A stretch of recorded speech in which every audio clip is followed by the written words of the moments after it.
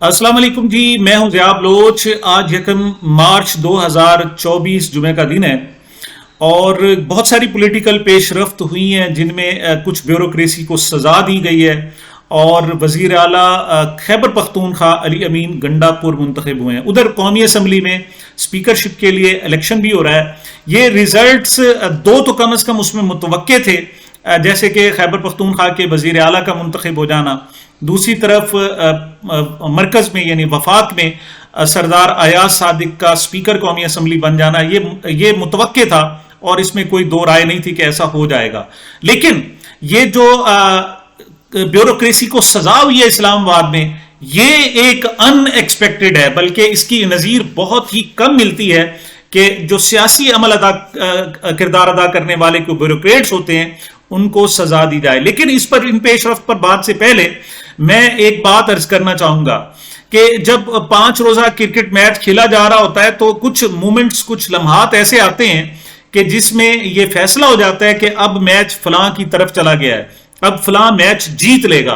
अच्छा, ये जो प्रोपोर्शन है ये तो पहले ही होता है कि इतना एज इसको हासिल है, इतना टीम का एज इसको हासिल है। लेकिन जब परफॉर्म करता है, जब खेलते हैं तो कुछ ऐसे कैच पकड़े जाते हैं, कुछ ऐसे आउट हो जाते हैं, कुछ ऐसे ओवर चले जाते हैं, कुछ ऐसे अच्छे शॉट चले जाते हैं कि जिसके बाद ये डिसाइड हो जाता है कि अब पूरे मैच पर गिरफ्त हो गई है। ये जो सियासी मैच खेला जा रहा है, मैं आज प्रिडिक्ट करने लगा हूं 1 मार्च 2024 को कि अब इमरान खान को मजीद कैद नहीं रखा जा सकता, इमरान खान की रिहाई का अमल शुरू हो गया है। उसकी वजह क्या है, वजह मैं अभी एक्सप्लेन करूंगा, लेकिन थोड़ी सी इसी पेशरफ्त को देख लेते हैं कि आज डिप्टी कमिश्नर इस्लामाबाद इरफान मेमन है और एसएसपी हैं जमील जफर, दोनों को, और उसके साथ एसएचओ थाना कोसार, उनको सजा सुनाई गई। क्यों? आपको याद है कि जो जुल्म ढाए गए, जो ज्यादतियां की गई, जो फाशिज्म का मुजाहरा किया गया, खास तौर पर ये 2 महीने, दो साल जो गुजरे हैं, और खास तौर पर 9 मई के बाद जिस सूरत हाल का सामना करना पड़ा पाकिस्तान के अवाम को, इसमें जरूरी नहीं है कि सिर्फ पीटीआई के लोग हैं, बल्कि पूरे पाकिस्तान के अवाम को इसका सामना करना पड़ा है, वो बड़ा अंदोनाक है। सिर्फ डीसी इस्लामाबाद ने 89 जाली जो ना 89 ऑर्डर्स जारी किए जिसमें मुख्तलिफ रहनुमाओं को नजरबंद करने का हुक्म दिया। ये वो थे कि जिनके खिलाफ कोई मुकदमा चलाना मुश्किल था, नामुमकिन था, वरना तो जाली मुकदमात की भरमार की गई। जिसने जरा सा कोई सर उठाया, जो जरा सा भी बोला, उसको 9 मई के केस में बंद कर दिया गया। यहां तक के 28, 30 मुकदमात बनाए गए। तो ये वो मुकदमात थे जिन पर जनाब जिस पर इस्लामाबाद की हाई कोर्ट ने जिस पर नोटिस लिया। और एक बात और याद रखें, ये जो सजा सुनाई गई है ये कोई जाली मुकदमात करने पर नहीं है, बल्कि ये तौहीन अदालत पर है। तौहीन अदालत का थोड़ा सा मैं बता देता हूं। शहरियार अफरीदी शानदाना गुलजार, उनको नजरबंदी के तहत उनको जेल में भेजा गया।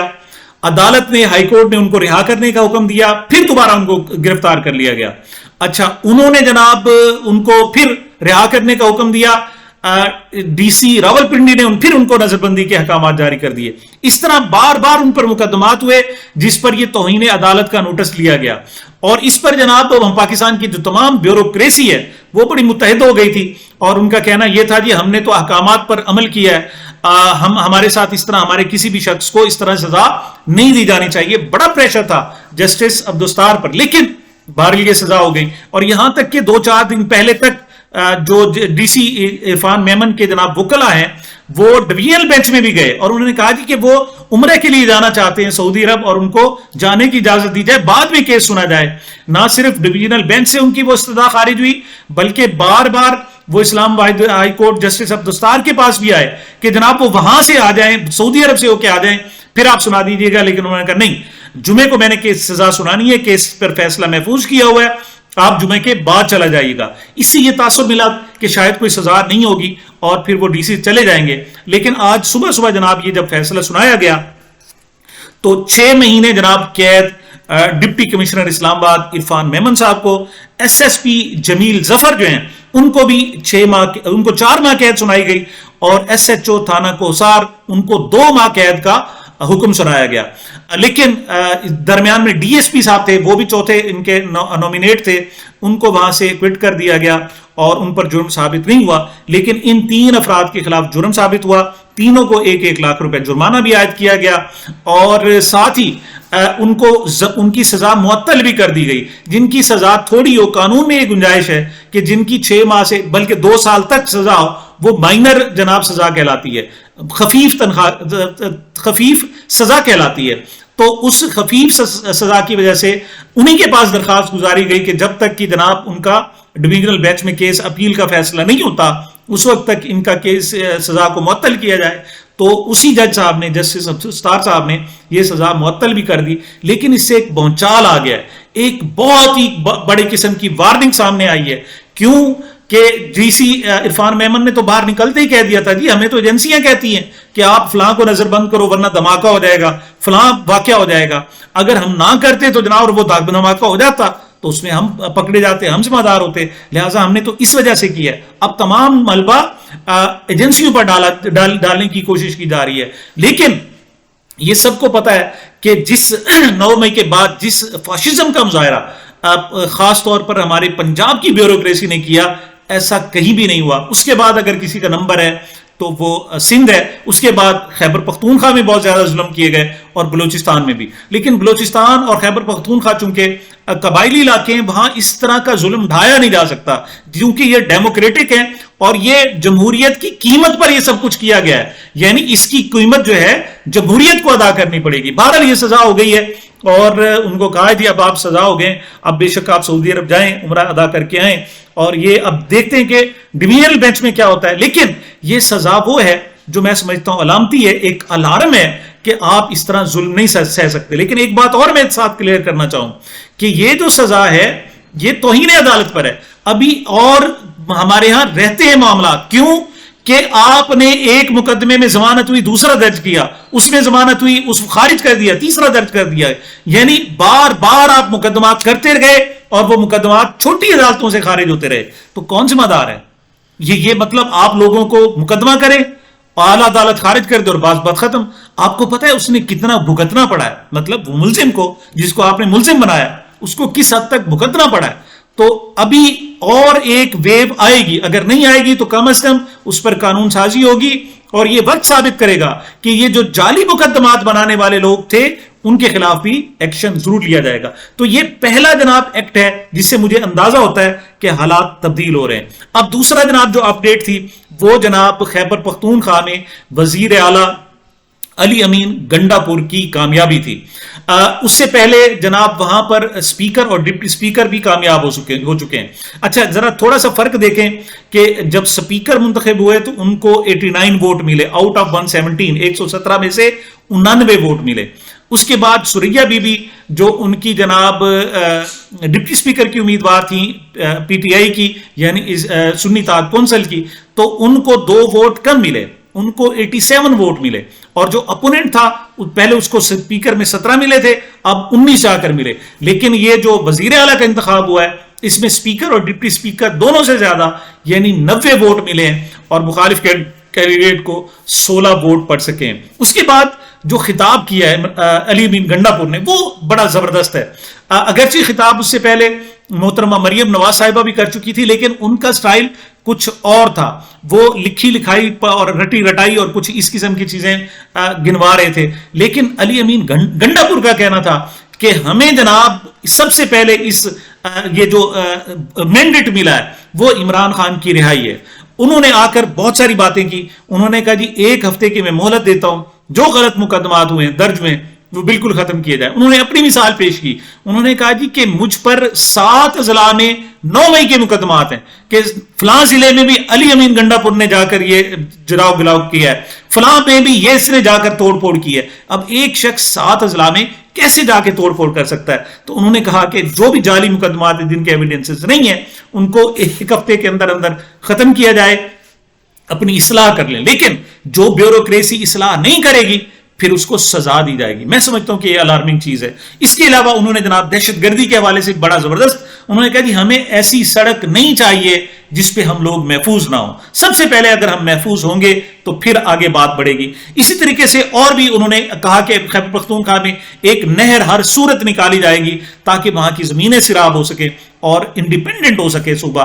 یہ بہت بڑی پیش رفت تھی. لیکن جو انہوں نے اشارے دیے کرپشن کے حوالے سے انہوں نے کہا جی میں تمام ارکان اسمبلی سے کہتا ہوں کہ جو کرپشن کے خلاف ہیں وہ حلف دیں, کھڑے ہو کر حلف دیں کہ ہم کرپشن نہ کریں گے نہ کرنے دیں گے. اور پوری خیبر پختونخوا اسمبلی کھڑی ہو گئی اور انہوں نے قرآن پاک پر باقاعدہ حلف لیا کہ ہم کرپشن نہ کریں گے اور نہ کرنے دیں گے.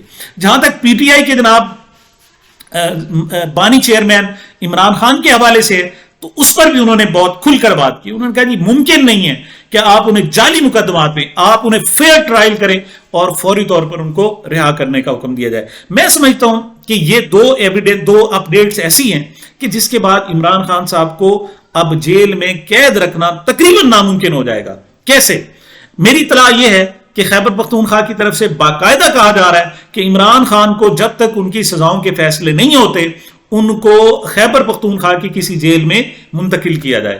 اور عین ممکن ہے کہ اب ان کو باقاعدہ منتقل کرنا پڑے, وہاں نہیں تو کہیں اور. لیکن کیسے؟ اس کی وجہ ہے اب جناب وزیر اعلیٰ علی امین گنڈا پور ان سے ملنے کے لیے پیر والے دن جا رہے ہیں, وہ جا کر ان سے ملیں گے. پہلے یہ جناب اسد بڑائچ صاحب وہاں, اس کی میں سمجھتا ہوں کہ اہمیت کیا ہے, لیکن وہ کل پرزا ہے چونکہ وہ ڈی سی عرفان میمن کی طرح چونکہ وہ کسی اور سے ہدایات لیتا ہے. ایک بات اور بھی کہہ دوں, یہ جو بیوروکریسی ہے یہ نون لیگ سے نہیں یہ ہدایات لے رہی تھی. نون لیگ کا ان کو پتہ ہے یہ خود کرپٹ لوگ ہیں, انہوں نے کیا کرنا ہے. ان کو ہدایات کہیں اور سے مل رہی تھی, اسٹیبلشمنٹ سے مل رہی تھی, ان کی ہدایات پر عمل کر رہے تھے. تو بہرحال اب کہاں تک کھڑی ہوگی اسٹیبلشمنٹ, دیکھ لیتے ہیں کہ آگے کیسے کھڑی ہوتی ہے. تو سب سے پہلے تو جناب ملاقات کرنے کے لیے جا رہے ہیں علی امین گنڈا پور صاحب اور اڈیالہ جیل میں ان سے جا کر ملیں گے. اب دیکھتے ہیں کہ ان کے ساتھ کس قسم کا رویہ رکھا جاتا ہے. اس کے بعد جو ملاقاتیں ہوں گی ان میں جناب 100 تو ہیں ایم این ایز ہیں. آپ کس طریقے سے ایم این اے کو روک سکتے ہیں کہ وہ ایک قیدی سے ملاقات نہ کر سکے؟ اب تک تو انہیں ہائی کورٹ سے اجازت لینی پڑتی تھی نا. اب یہ سارے لوگ جب ہائی کورٹ میں جائیں گے اور ہائی کورٹ کہے گی یار یہ کیا تماشا بنایا ہوا ہے تم نے, کیوں ملاقات نہیں کرنے دے رہے, تو ان کو ملاقات کی اجازت دینی پڑے گی. 100 ایم این ایز جا کر عمران خان صاحب سے ملیں گے. اس کے بعد پنجاب کے 125 ایم پی ایز ہیں وہ جا کر ان سے ملاقات کریں گے. ایک ایم پی او کو کیسے ملاقات کی اجازت نہیں ہوگی؟ پھر اس کے بعد خیبر پختونخوا کے 15-20 رکنی کابینہ ہوگی, وہ ذرا ہوں گے, وہ اڈیالہ جیل میں آئیں گے, عمران خان صاحب سے ملاقات کریں گے. پھر 100 کے قریب جناب وہاں ایم پی ایز ہیں خیبر پختونخوا میں, وہ آ کر ملاقات کریں گے. ان سے ملاقات کیسے نہیں کرنے دی جائے گی؟ پھر اس کے بعد بلوچستان سے M P As M N As ہیں, وہ ملاقات کے لیے آئیں گے. پھر کراچی سے جناب یعنی سندھ سے ارکان اسمبلی ہیں, وہ ملاقات کے لیے آئیں گے. تو کیسے ملاقات؟ یہ تقریباً 350 سے لوگ زیادہ بن جاتے ہیں اور ایک سال میں 365 دن ہوتے ہیں. اگر ایک ایم پی اے ملاقات کرتا ہے تو ان کی جو باری آتی ہے وہ سال بعد آتی ہے. تو اس کا مطلب ہے کم از کم 8-8, 10-10, 15-15 لوگوں کو روزانہ ملاقات کی اجازت دی جائے, ملاقات کروائی جائے, تو پھر ایک ایم این اے کی جو باری آئے گی وہ 6 مہینے بعد آئے گی. تو آپ کس طریقے سے اس کو جناب قید کر سکتے ہیں؟ اس کے لیے آپ کو ملاقات کے لیے ایک علیحدہ سیل بنانا پڑے گا, آپ کو علیحدہ جگہ بنانی پڑے گی. اس وقت عمران خان صاحب پر بہت زیادہ ظلم ہو رہا ہے. اسے جس سیل میں رکھا جا رہا ہے, جو سہولتیں نہیں دی جا رہی, ٹی وی کی دیکھنے کی اجازت, انٹرنیٹ کی اسے اجازت نہیں ہے, لیکن یہ کب تک برقرار رکھ سکیں گے؟ میں سمجھتا ہوں کہ اب اس ساری صورتحال میں یہ ظلم روا رکھنا ممکن نہیں رہا. عمران خان صاحب کو آپ کو باہر نکالنا پڑے گا. اور اب عدالتوں کو بھی پتا ہوگا, عدالتوں کو بھی پریشر ہوگا کہ وہ اس قسم کے جعلی اور جھوٹے جناب کیس جن میں رات کو 12-12, 1-1 بجے تک ہیرنگ کی گئی, ایک دن میں 25-25 گواہ بھگتائے گئے اور جن میں حق کے دفاع ختم کیا گیا, ایسے کیس کیسے سروائیو کر سکتے ہیں؟ بہرحال میرے خیال میں آج عمران خان کی کامیابی کا دن ہے. آج عمران خان کی کامیابی کا اور جیل سے رہائی کا اور آگے جو جناب وزیر اعظم بننے کا سفر دوبارہ شروع ہو گیا ہے.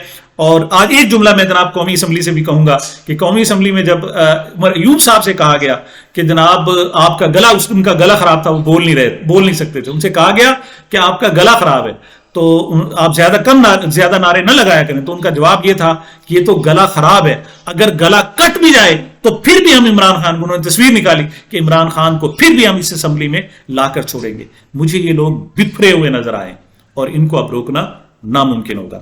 سامعین، یہ میری اب تک کی گزارشات تھی. اپنے آپ کا خیال رکھیں، اپنے ارد گرد کے لوگوں کا خیال رکھیں، مجھے بھی دعاؤں میں یاد رکھتے ہیں. ملتے ہیں جناب چھوٹے سے وقفے کے بعد.